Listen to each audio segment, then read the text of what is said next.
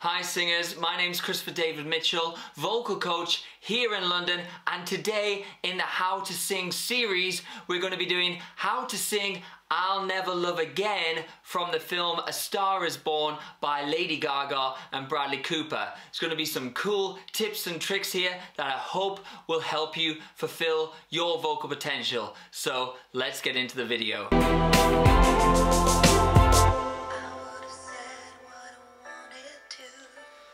So speech-like here in the beginning, which creates a really intimate feel. The worst thing you could do here would be sing too much or over-sing.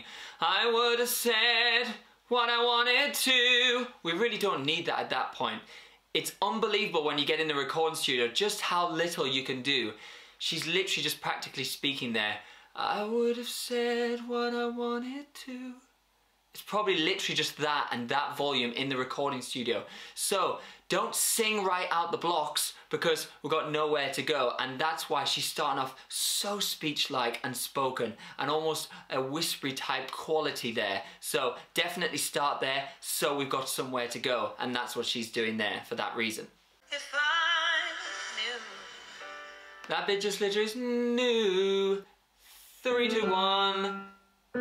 So practice that quite quick. No, no. It's not too much of a riff, but it's still very precise and you can tell that it's really there for her. So we just want a flavour of the riff there. Obviously we don't want to riff too much, especially on this emotional song, it might take away. But she's just throwing in a little flavour of a riff there to show how good she is. And then here. She really is so breathy there. Some people will say, well, breathiness is bad. It's not bad at all, as long as it's a choice, and she's using it to great effect here. So when you do sing that first chorus, again, be light, but you can totally be breathy there. Don't wanna feel. If it was too clean and too compressed and it didn't have any breathiness in, it wouldn't sound quite right. The emotion comes from that breathiness. Ha ha ha! Use that H to help you with a bit of that breathiness. Touch! That breathiness is bringing so much emotion and intimacy to the song. Do use that breathiness. Don't be afraid of it. Just make sure, like most things, it's a choice, not a must. And then here, because she's done all that really light breathy stuff, we've got such a contrast here, and she's really going for it here in this chorus. She's pulling up a bit of chest voice. It's quite weighty. It's definitely not a high larynx type thing. She's quite meaty there and rich and chesty. So hand on the chest, that sort of, yeah. If you feel that buzz there, if it was like, yeah, then you haven't accessed your chest voice as much as you should.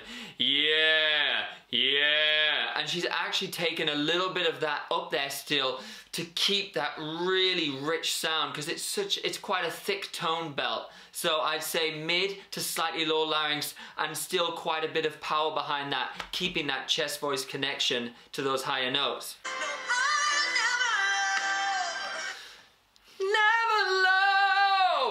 You know, it's not love, it's not light and bright. She's got more of a thicker tone. Love! It's still quite love!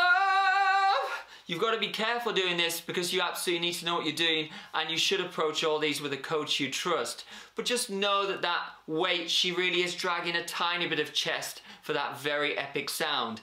And of course, remember, it is a recording. It's not like she's singing this 8 shows a week at this point here.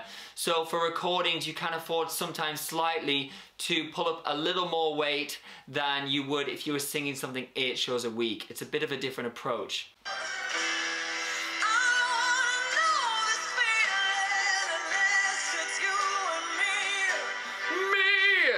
Listen to that. Unless it's you and me. Slightly low larynx, still chesty. It's not thin at all there. You and me. And she's sort of really, and she slides off that me, because she's really sort of in that zone of that thicker quality. And again, she's not even singing you, I would rather wait for you. She's actually singing like a yo. That jaw is dropped, it's still, because she's trying to keep in that really strong gear there. Still chesty there. The wait for you! So she's actually singing a yo to get more space, to encourage more of that really rich chest gear.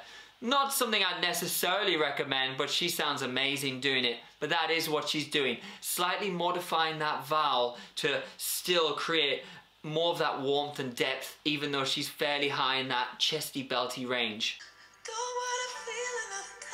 Listen to that quality there.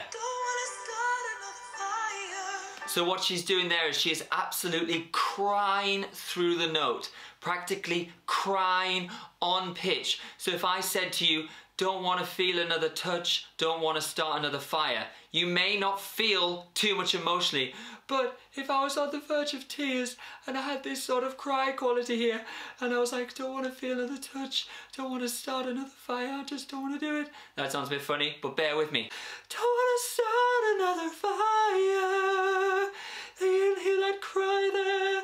That's what she's doing there. Which again, so much emotion in the voice, makes us feel amazing because she's relating how you would speak it to someone into the song. Again, she's not just singing here. There's so much emotion because there's that connection to as if she would be speaking it straight to you.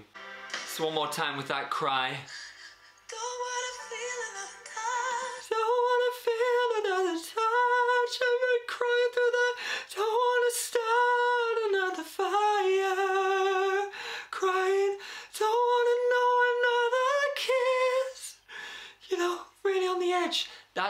And it works so well. So play around with that cry quality at really heightened moments in a song, just as if you were speaking it straight to a person. So she's got real control there of her compression. She's able to go tighter and more solid when she wants, and she's able to go really do some breathy when she wants.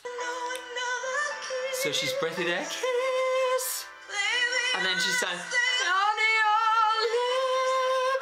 so she's very good at that. So you can actually practice going from breathy and then into solid and back to breathy.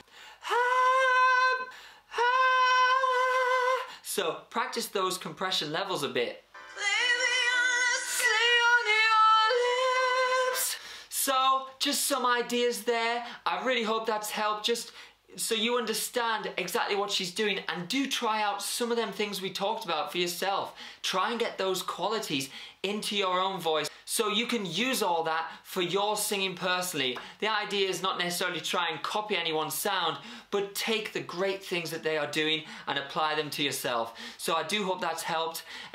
Thank you so much for watching. Also, for more info, do check out my website, ChristopherDavidMitchell.com. Link is down below. Like this video for me. Comment any thoughts or any styles, songs and singers you want me to cover in the future, and please share this video out if you found it of value. So please subscribe for more, but until next time, stick with me here. We're going to have some more vocal fun in the future. Take care, singers.